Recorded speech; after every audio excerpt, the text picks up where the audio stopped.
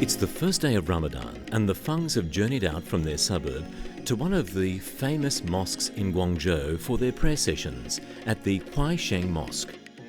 Although the journey may take up to 4 hours in the busy traffic going from the suburb to the city area, the Fungs make sure that they take off early on the first day of the holy month. The HuaiSheng Mosque is, in fact, reported to be the first mosque ever built in China, named for the Prophet Muhammad. It was built after the very first Muslim expedition to China, headed by Sayyid ibn Abi Waqqas, who was actually buried here in Guangzhou near Yeshu Park. Situated at the heart of the Muslim activities in Guangzhou Street, the HuaiSheng Mosque is prominent with its landmark tower, which is shaped like a lighthouse. It is believed to have doubled up as an actual lighthouse in its early days and guided Persian trading vessels along the Pearl River. On this first day of Ramadan, which falls on Friday, the prayer at HuaiSheng Mosque takes on additional significance. The mosque is overflowing with devotees of different racial groups, of different colours. This is not surprising in Guangzhou. Being a metropolitan, multicultural city, the HuaiSheng Mosque caters to devotees from all over the world. These include Indian, African and Middle Eastern Muslims.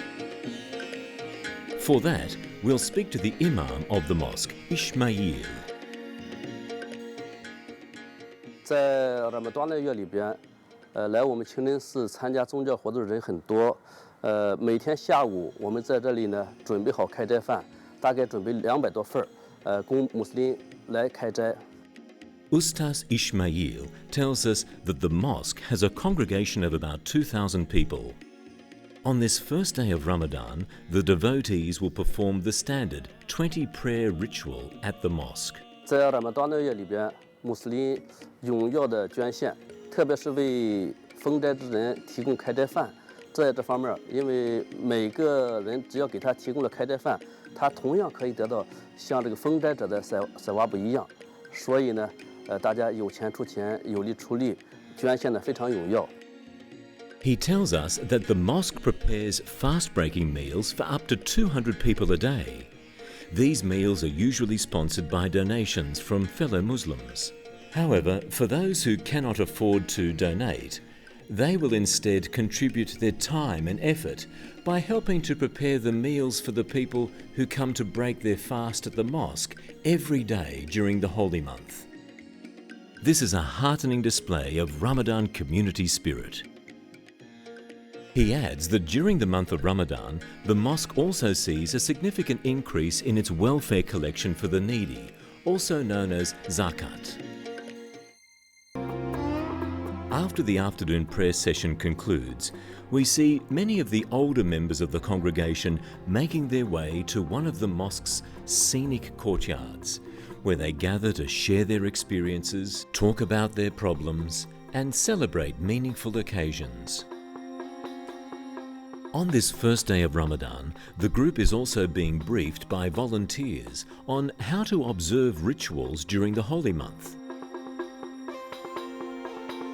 We speak to Madam Mariam, who volunteers at the mosque and helps to organise these gatherings for the old folks. We will find out what are their activities during Ramadan. 一到齋月期間呢，我哋都冇停到嗰個活動。 冇停活動咧，但係我哋就大家都知道，尤其有啲封咗齋嘅咧，就更唔會話飲水啦。咁我哋大家都知道咧，所以咧我哋就唔設茶水。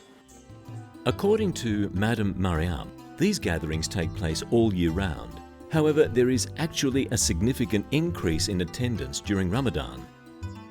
Of course, no food or drinks will be served due to fasting. During Ramadan, these gatherings take on a new meaning as the old folks also contribute their time and efforts by helping with the zakat collections, which happens only during the holy month. They also help to distribute the takings to the needy. The sense of togetherness and community in the Chinese Muslim society shines through strongly here on the first day of Ramadan.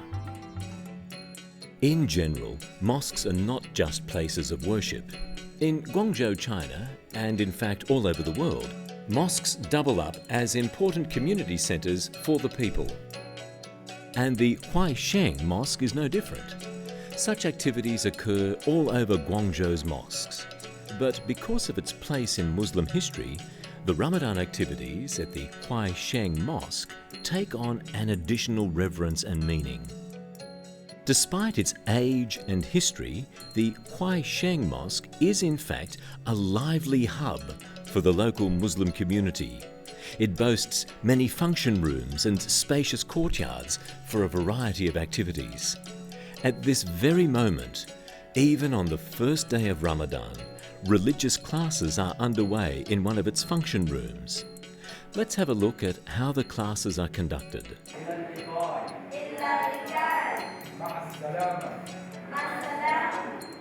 According to the teacher, this class caters towards the young, the old, and the newly converted. They are taught a multitude of Islamic subjects, such as language and culture, thereby preserving their way of life for years to come. On the first day of Ramadan, we can see that the teacher is actually teaching them about the meaning of Ramadan and how to observe its rituals. Although most of the students live a fair distance from the mosque, they still make the extra effort to attend the madrasa class today, despite the hot and humid weather. Such religious classes are becoming more and more common in China. After the Cultural Revolution ended, Islam became more widely accepted amongst the populace, and Muslims were free to practice their religion. Madrasa classes aren't the only activities that are happening on the afternoon of the first day of Ramadan here at the mosque. We can hear music coming through from another room next to the madrasa class. It is actually a group of women who are doing their dance rehearsal for the coming celebration of Eid, which is the end of the Ramadan month. At today's dance practice, the ladies are preparing dance routines with fans that are used to form very intricate arrangements. This dance routine calls for rigorous training and concentration. One of the most prolific dancers here is Mrs. Bai, a retired office worker. She invites us to her home to show us how her family spends the second day of Ramadan together.